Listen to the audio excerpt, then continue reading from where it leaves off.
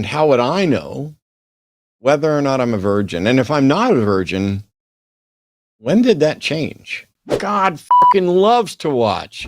He watches straight sex, he watches gay sex, he watches group sex, he watches, but not just watching, by the way, he's in there because God is everywhere, which means he's right there in the thick of it. Why can I see all of Kim Kardashian's areola, but I'm not allowed to say vagina on my platform? Like, it makes no sense. Hi, everyone. Thanks for watching. Most of the content on my channel is supported by generous patrons, but made available for free to the entire world. If you support that, please consider adding your support at patreon.com/atheistdebates. This clip, however, is from one of the many programs that I do on YouTube on The Line. And if you liked it, feel free to visit, like, subscribe, and watch The Line Network live. Thank you. Hey, everybody. Welcome. It is Wednesday. Welcome to the Hang Up here on The Line. I'm at Dillahunty. And today I'm trying to figure out, I might be a virgin. I'm trying to find out, how would you know, and how would I know whether or not I'm a virgin? And if I'm not a virgin, when did that change? I mean, apologies in advance, because there's a chance that some of you are likely to find out more about my sex life than you ever wanted to know. And apologies also if it doesn't live up to the expectations, because I hear what some of you say when you start talking about what you think I get up to. And man, the version of me that lives in some people's head is a fucking beast, just throwing down in ways that I can only applaud about. But virginity is this concept within purity culture, and I have no expertise. I'm not going to tell you what virginity is or isn't in various cultures around there. I'm just a dumb cishet white American dude that grew up in a Southern Baptist environment, and so there's only who's getting laid and how much God doesn't like it. Virginity is a concept, and purity seems to be a concept without any sort of identifiable standard. How do you tell if somebody's a virgin? Now, we all are aware that there are people who have something called a hymen. And quite often you would get this, oh, well, that's how you can tell. Well, for those people, that's still false, because it's entirely possible for you to have sex of a variety of natures, including penis and vagina sex, that doesn't rupture a hymen. It's also possible for a hymen to be ruptured absent any sort of sexual impurity at all. So does it only count as losing your virginity if you've actually had like penis and vagina sex? Are you a virgin if you've never engaged in that? Or what about anal sex? What about oral sex? What about masturbation? What about mutual masturbation? What about the fantasies that take place? I don't want to get into, qualia and marry the color theorist, but if purity is physical, then you'd have to figure out exactly what violates that. What is it that fundamentally changes about my physical nature when I'm no longer a virgin? It seems that if you go and read the Bible, you'll find a number of things, including that getting semen on yourself makes you temporarily unclean.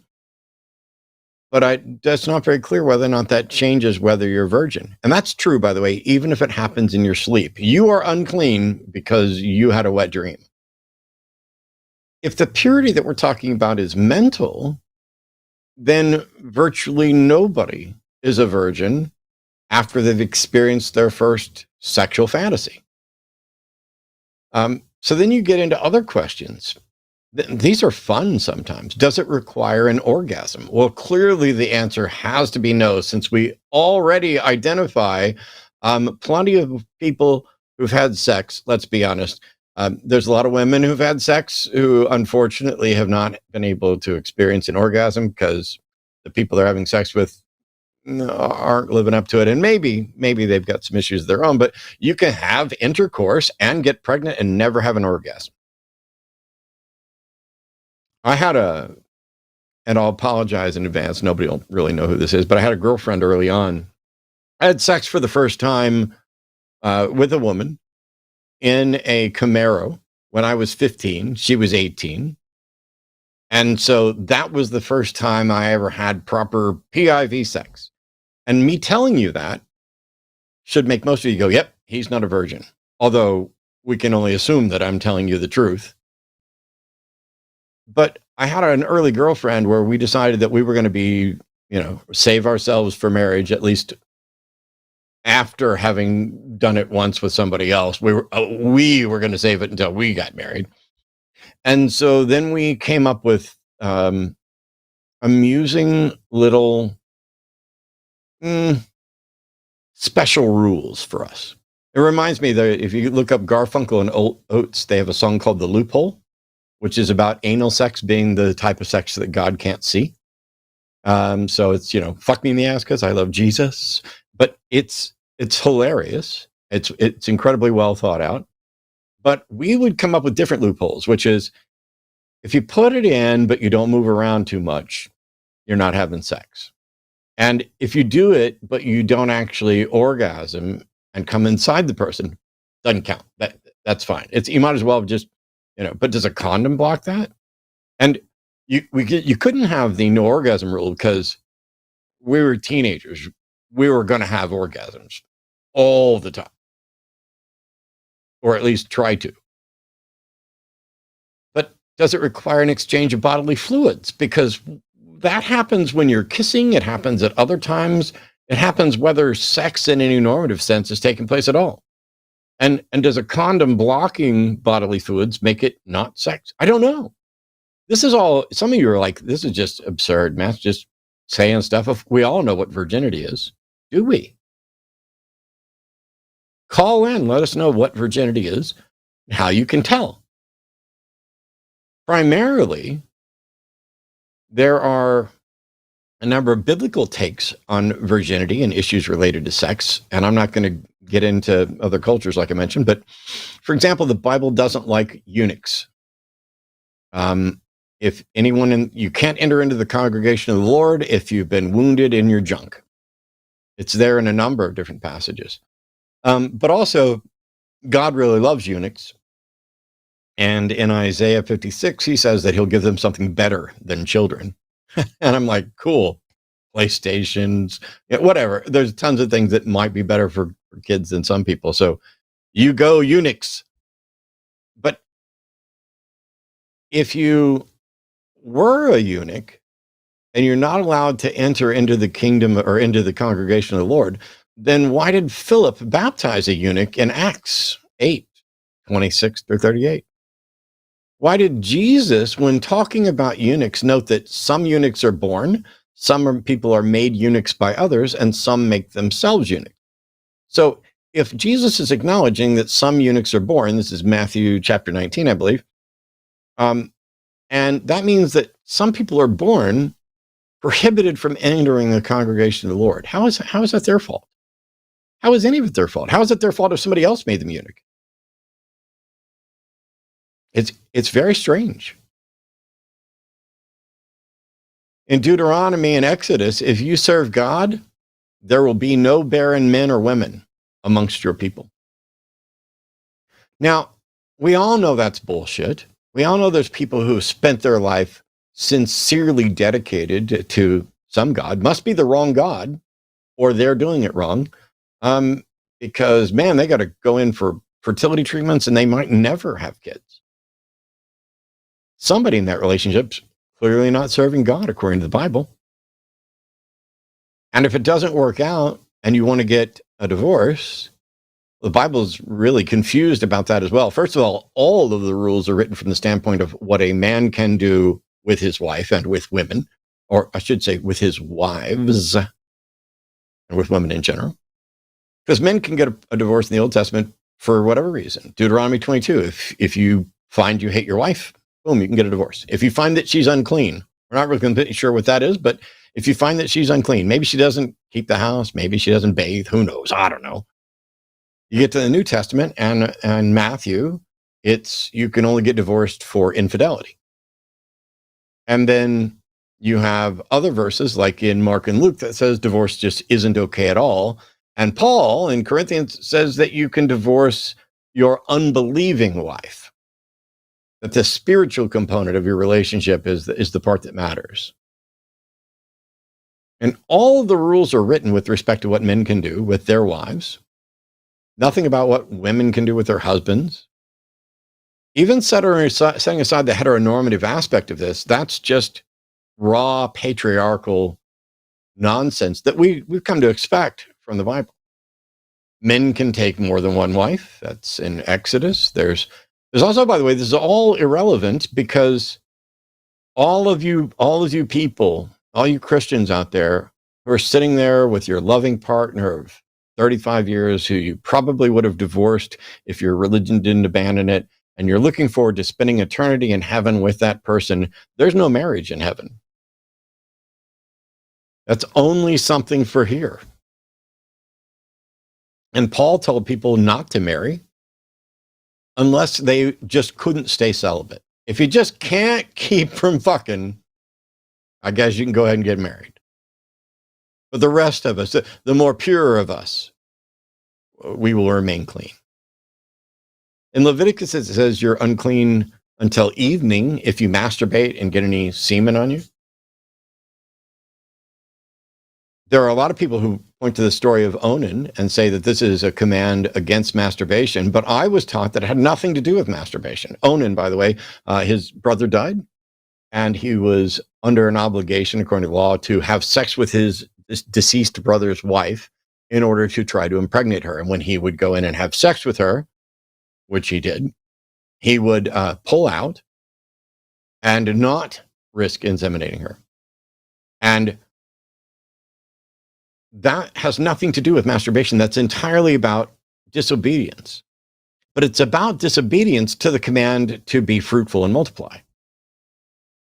And one could argue that masturbation is also disobedience to the command to be fruitful and multiply. I mean, are you going to run out of sperm? And how would you know? I mean, we now have a better understanding of things like this now, but in the ancient world, what did they know? Bible uses menstruation as an insult, both with referring to women and with referring to nations and things like that, referring to them as menstruating women. And that makes sense a little bit because it's a punishment for original sin. But when you hear the Bible talking about how this life is like dirty rags or filthy rags in Isaiah, or that Jerusalem is a menstruating woman, and all of this is using a natural function of having a womb and shedding its lining as if you are an abomination almost and completely unclean, at least for a period of time. Now, the good thing is that there's a case to be made that 1 Corinthians 7:3 is an instruction for husbands to go down on their wives and for wives to go down on their husbands. So for those of you who enjoy a little oral sex, we're not really sure. The Bible doesn't necessarily say that it shouldn't happen, but it seems to imply that you guys should definitely be doing that. Although I think there's a case to be made that you must still end it with proper PIV, sex to climax. Now, setting aside what the Bible has to say, evolutionarily, there are some real reasons why a number of different mating strategies have taken place. And there are legitimate concerns about whether or not you're going to wind up raising somebody else's kids. So having a virgin, an untouched, a pure bride means that you're not raising somebody else's kids unless there's infidelity. That makes sense a little bit in a world where there's no paternity test, although you would think that a world put together by a loving God that's commanding people to care for each other would really just say, you know what, if the person you love is pregnant, it doesn't matter how they got that way. You should be just as kind and just as giving to those people, to those children, as to the ones that you think are your own. But because there's no guarantee of anything, evolutionary strategies of spreading your seed as much as you can and letting other people raise your kids is an incredibly advantageous method for making sure that your offspring are the ones that are likely to be more likely to be taken care of. It matters only for human constructs, things like inheritance, lineage, kingly succession, not succession. If there is a God, why should God or anyone care about purity? Why would you care to protect that? God can maintain and guarantee your lineage. God can maintain and guarantee that all of the children that you're raising are in fact yours. God can prevent you from getting diseases so you don't have to worry about physical purity. If you guys are living right, the Bible says that you're nobody should be barren. And if you're living right, nobody should get diseased and nobody should be raising any bastards. God can cause miscarriages whenever there's been some problem. There's even instructions for how to do it right there in the book.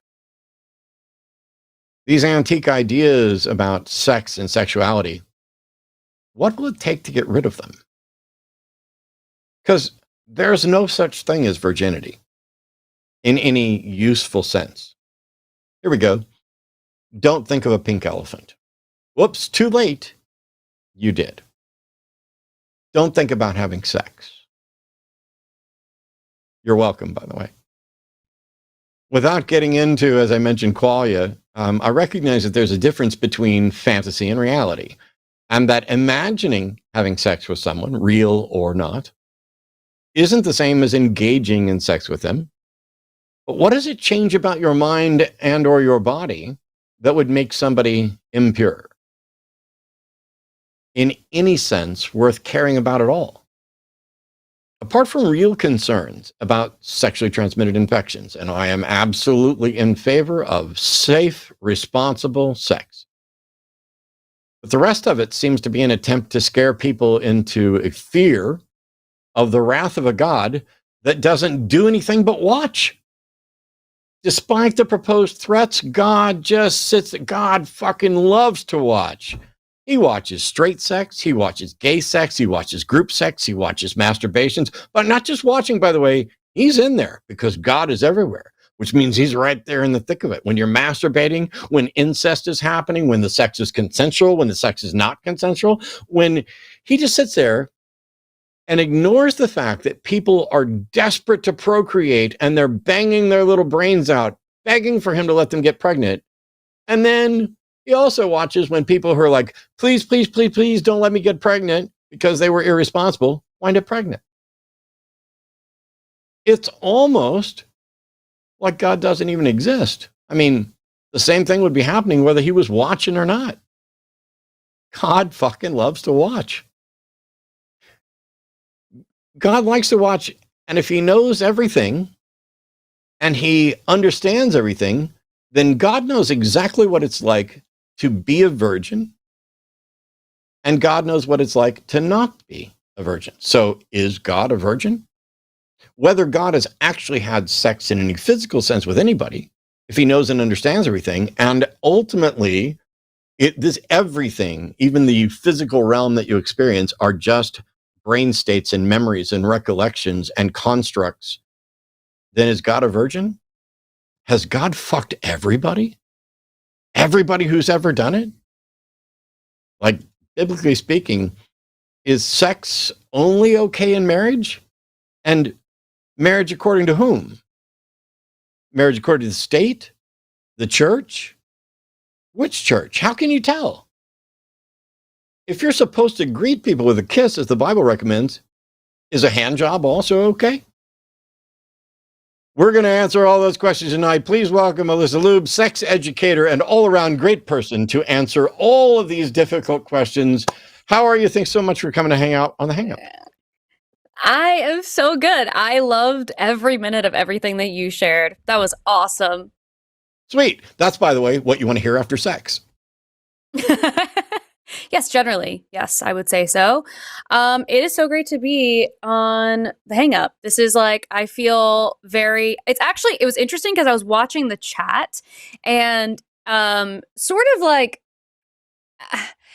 as you were going through all of this, so many people were really uncomfortable. And I kind of was like, well, that's actually kind of the point, because you really shouldn't be. There's nothing about sex or sexuality that is inherently uncomfortable to hear, but we've created so much shame and so much discomfort with it so that we preserve purity culture. And even in a place like this, where we're trying to deconstruct purity culture all the time, there are still people in our chat that are really uncomfortable hearing all of it, which was really interesting. There's a lot of baggage surrounding religion. Now, you're a sex educator, and obviously you're dealing with people who may or may not be religious, and have baggage that comes from that and not from that. What do you find is probably the most eye-opening thing for people to discover as they're learning more about this, about themselves? I think that there's no morality or ethic value to sex. As long as what you're doing is consensual for everyone involved and it's fun for you, it doesn't mean anything. Like, there's no moral value attached to having sex or the amount of partners that you have. Your body doesn't change by the amount of partners that you have. That's not real. The hymen doesn't break. There's no way to tell biologically if a person is a virgin or not. So we've created this entire social construct for what virginity is, how it has some sort of value, and literally all of it is made up. All of it's made up. And then on top of that, we don't have sex education in this country that is comprehensive. But we know for the states that do have comprehensive, medically accurate sex education, they have teens that are having sex later in life. Their rate of STDs is drastically lower. Their rate of teenage pregnancy is drastically lower than other states that teach abstinence only. So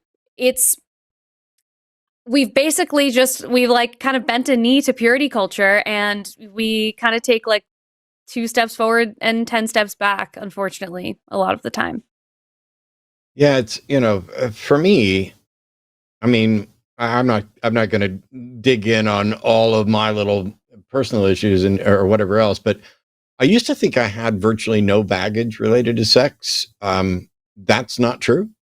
It was actually, everybody thinks they're right because being wrong feels exactly like being right, or you wouldn't think you were right. And everybody, I think, maybe I'm generalizing too much, but everybody thinks they're pretty close to normal, or this is, or this is the way things should be, or there's nothing actually wrong here. And I get it that people are different. Like, there are people who are asexual.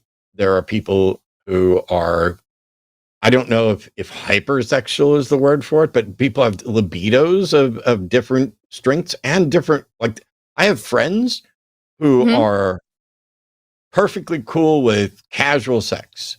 Just, oh, I just met somebody, let's hook up, let's do it. Yeah. And I, on occasion, wish that I could be like, I can't be like that, or at least that's not where my comfort is. And it would be fun to find out how much of that is baggage that I ought to perhaps look into doing away with versus how much of it is just who I am and I'm better off this way. How do you tell? I think it's not even really worth stressing yourself out over, because sex is meant to be fun. It'll also change throughout your entire lifetime. Like, there will be periods of your life where your libido will be super high, and there will be times where it'll be super low. It's really contingent on stress and hormones and so many factors that if the sex life that you have is one that is fulfilling for you, if it's exciting for you, or if it just like checks the box and it's not something that you feel like you need to change, then don't. Like, it's sort of like, it's like if you drink the same coffee every day and it's perfect every time you drink it, what you don't really need to like, it does the thing that it needs to do. And if you want to try a latte someday, like, absolutely do it, but it's not really it's not, I don't know. If you want to explore, do it. I want people to explore, but it's not, you don't have to be ashamed of not reaching out to all of the corners of sexuality that can be offered to you either. Like, there are plenty of people who are asexual or demisexual who feel like they need to find a way to be more on board with having sex with their potential partners, and it's just not the case. Like, you can build the kind of intimate life that you want to have, intimacy in so many other parts of life that have nothing to do with actually having sex with a person. It doesn't really matter. Like, you can, in this life, pretty much most of the time, you can do whatever you want as long as you're not hurting anyone.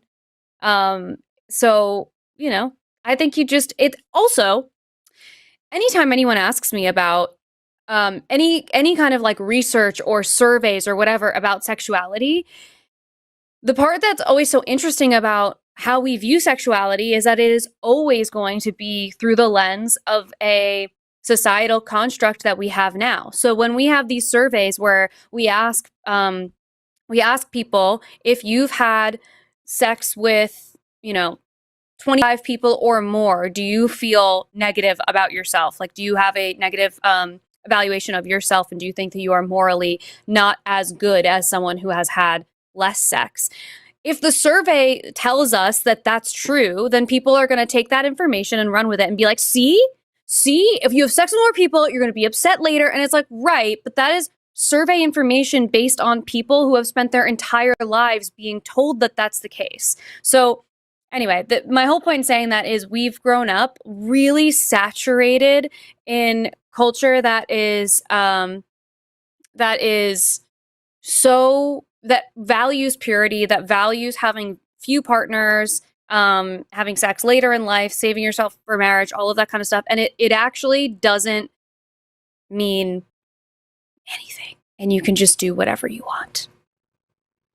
So once upon a time, like many other animals, we were naked and afraid, or maybe unafraid. We've covered ourselves up. We have added shame and judgment related to bodies and body type. You're too fat, you're too skinny, your tits are too big, your dick is too small, your butt's great, it's not great, you don't look normal, all this. And then when we look at sex, if you're a man and you're a virgin for too long, that is a source of shaming. And if you're a woman and you're not a virgin long enough, that is a source of shaming. And so you've got slut shaming versus stud, and you've got weak women who aren't strong enough to say no, and weak men who aren't strong enough to convince women to say yes. We have this incredible double standard. What can we do? I mean, I get it. The world's fallen apart. Maybe fixing human sexuality isn't the most important thing on today's plate. But who knows? Maybe if we were to start working on fixing our views on sex, all of a sudden, maybe the Republicans would be willing to go after the pedophiles. And maybe all of the people who are in the closet and terrified to let anybody know would just be okay with the entire LGBTQ community. Maybe the frightened little guys who see a hot woman and then think, oh, what if she has a penis? Did I just get excited about something? Maybe if we got rid of some of this baggage, maybe that would fix the world, because teaching them reason and logic hasn't. Yeah, I think it's sort of a practice in releasing judgment of yourself and of others.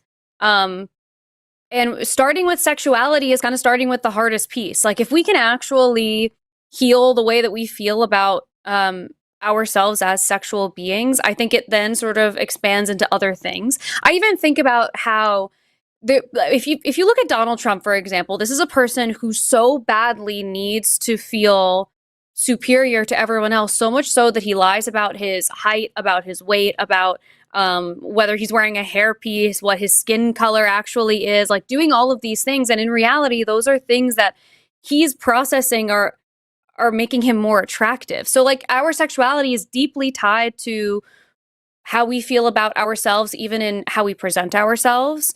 And it could even be sort of like, for for ourselves. Like I'm the kind of person where like I get ready in some way, shape, or form every single day, even if no one's going to see me, because it just makes me feel better.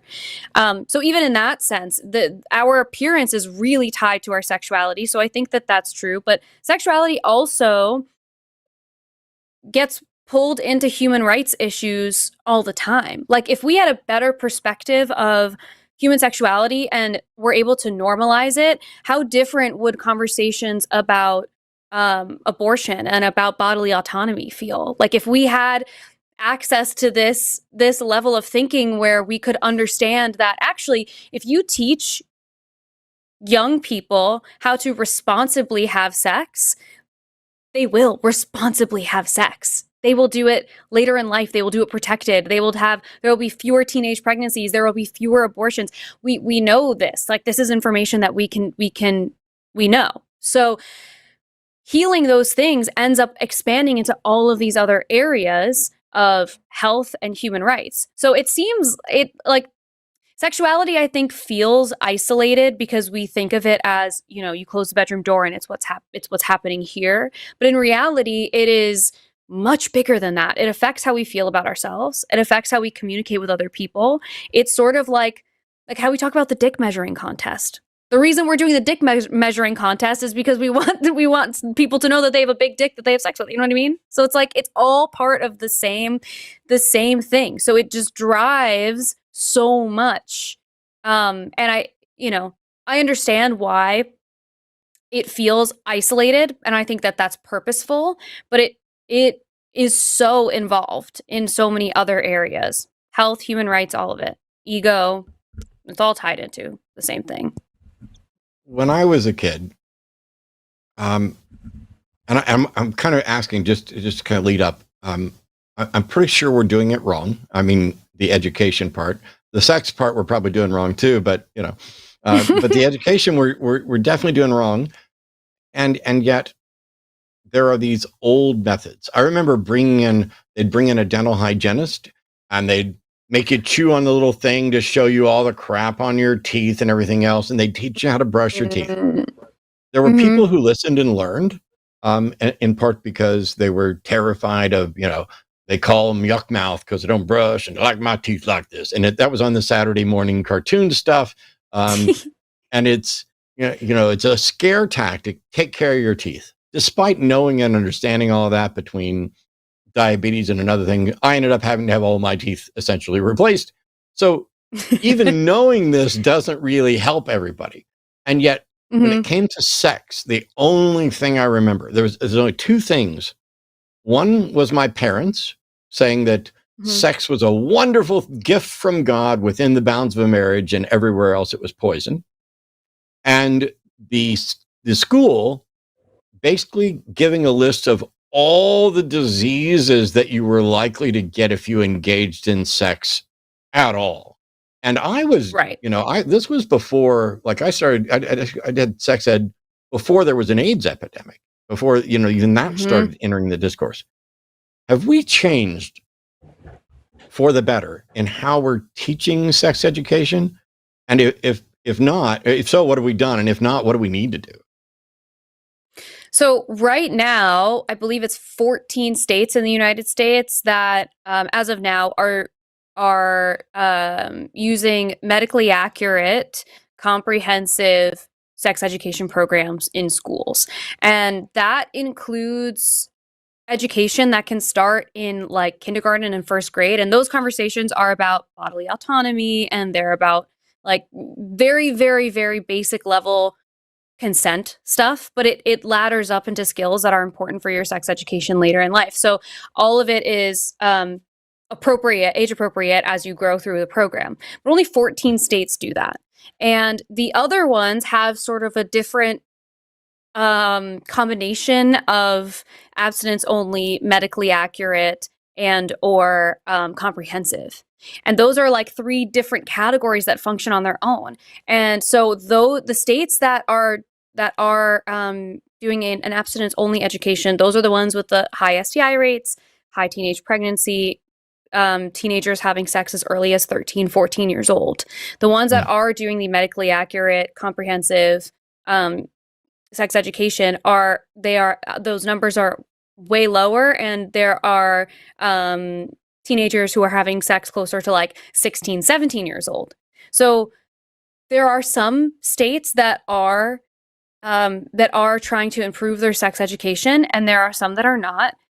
Now we're going to be sort of going in an uphill battle with the current administration because a lot of these programs are going to they're going to lose their funding. And so a lot of people that even some sex educators that I know in California are at risk of losing their jobs. And then for people who are creating this kind of content on social media platforms like myself and so many others, we are constantly getting our posts demonetized, removed, censored, shadow banned. Even if we are purely sex education, we're not even allowed to use biological terms. So it's and it's always crazy to me because in the same breath we're able to have people like celebrities wearing outfits where like I could see why can I see all of Kim Kardashian's areola but I'm not allowed to say vagina on my platform? Like it makes no sense. But and I'm happy to live in a world where there's both. But we're in a space where censorship is going to continue to be a problem. This administration is likely to cut funding to states that are not falling in line with the things that they're wanting to see happen there. We have Planned Parenthood being defunded. So there are some spaces where education is getting better, but there's a lot of others where it's getting worse, especially in the past 8 months, especially for things like places like Planned Parenthood that also offer education, but will be so demonized. Like, I don't know that everyone understands that Planned Parenthood is also a place where people can go for other regular gynecological visits that are lower cost than they would be if you had gone to a regular gynecologist. You can also go there and request information and they will give it to you. You can go there and request condoms and they will give it to you. So these are all programs that we're at a great risk of losing. So, hopefully we'll be able to recover all of it at some point. Some states, I think, are going to do better than others. We'll see. I think, especially like Gavin Newsom is really firm on everything right now. So maybe California will be okay. Yeah. So it really varies state by state, which I hate. When there's comprehensive sex education, does that include teaching the psychology of relationships and romance and partnership and sexual attraction, where it's some people, even setting aside gender identity and everything else, some people are gay, some people are straight, some people are bi, some people are pan, some people are asexual, and there's a psychological aspect. One of the things that blew my mind when I was 30 something, when somebody first said this to me, was that there was a couple that came to an event. We were talking about things, and they were talking about the difference between being pansexual but heteroromantic. Oh, and I was like, whoa, wait a minute, what's that? And it was getting into stuff like that. When there's comprehensive sex education, are we talking about the psychology to perhaps normalize, because there's so much bullying, there's so much, oh, you're a little sissy, you're queer, and it's this weaponized, you're different from me, you don't fit into the box, and it's about sex, which we've already stigmatized people to be, terrified of and shamed by. Are we doing any good in teaching the psychology of it? For sure. Well, even like the conversations that we have around different representations of the LGBTQ community, for trans folks specifically, it's all fear conversations. They fear the thing that they don't understand. But when they are presented with information that is actually correct, then it shining light on things always eliminates the shame, or it does a great deal of work in eliminating the shame. I know we've all had the experience where we hear the conversations that are happening about the LGBTQ community, about the trans community, even the drag community, where they're talking about how everyone's pedophiles. They all are, and it's exhausting. It's exhausting. And in reality, we know that that is not the case, and we know that actually we see a lot more of those behaviors from a litany of other spaces that are not the LGBTQ community. So Yeah. that information is life-changing and life-saving for people who are part of communities where they're identifying differently than cis heteronormative people. And so giving kids that understanding is massive. Like if you've ever talked to a kid, even about like if you've ever talked to a kid and they haven't been exposed to any sort of like racism or whatever, the way that they are going to interact with things like toys with different skin colors, or like, people out in the world with different skin colors, you can see that it's not being presented to them. And so it doesn't phase them. It doesn't matter. And we have a similar effect when we teach kids everything. And obviously you have to be appropriate for the age range. But when you teach kids that there are lots of different relationships with lots of different types of people, and you can identify yourself however you would like to. And part of sex education, by the way, can also include things like gender identity and what that can mean for people. Can you imagine how different it would be if kids were able to explore different gender identities, different representations of what relationships can look like when they're in like middle school and high school, how different their lives could look moving forward, because they no longer have to deal with, am I normal? Like 90% of the conversations that I have are people asking me some iteration of, am I normal for this thing? And my answer 90% of the time is yes. Like you probably are. So yeah, I honestly kind of like forgot where we started with this conversation. Oh, maybe No, it's okay. comprehensive and what's included in all of that. I mean, it's everything. And I think it's even Yeah. important because those conversations include conversations around consent, which is massive. A lot of teenage people they don't understand. I don't think they understand what consent looks like in real life, in practice. Like if you're only explaining to them consent is when both people want to do something, that's a very different explanation than me saying consent is an enthusiastic yes.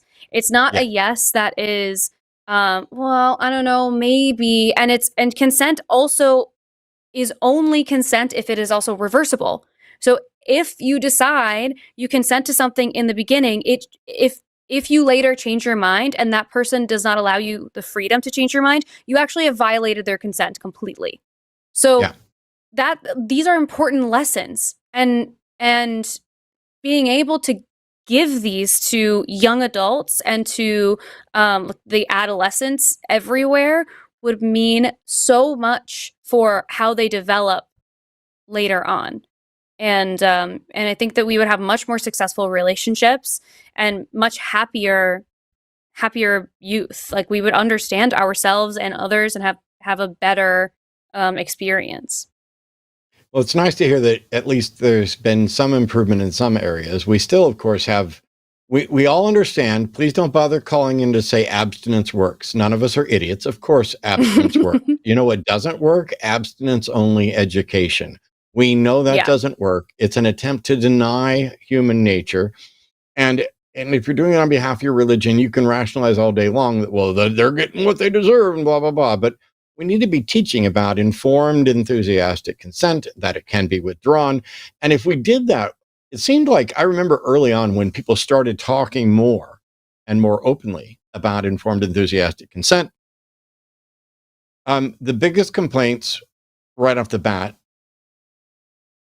it's from dudes. It's not a surprise to anybody that came from dudes. And they're like, well, what do you want me to do? You want me to get a piece of paper and fill out exactly what we're going to do and have them approve it? You're completely killing the mood. Why can't you just go with the mood?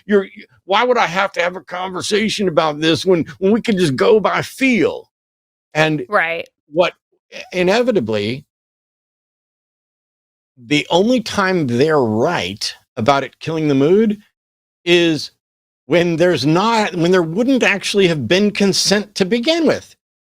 Right. I can tell you, if you have those conversations, hey, I'd like to do this. I'd like to do that. Ooh, I don't think I want to do that. Cool. We don't have to do that. And it's like, you don't have to decide it. You don't have to sit down at dinner and go, okay, tonight, we'll start with some kissing and some light petting. And then, and you don't have to do a checklist like that. Consent is an ongoing process. And in the same way that it can be withdrawn, the only thing you have to watch out for is that you're not doing something to maneuver someone into assenting instead of consenting. Yeah. And that's a good how can point. sex be better? Yeah. And that's a good point that, sorry, I kind of cut you off there, but that's a good point that consent would only affect the sex that you're going to have if the person was going to say no, in which case you should know that. And it's really good that you asked. It's bizarre. We got a bunch of callers queued up. First, if you enjoyed on the line right here on YouTube. Hi, if you enjoyed that content, you can watch this program and a number of others on the Line Network right here on YouTube. Link below. I don't have anything else. Fuck it.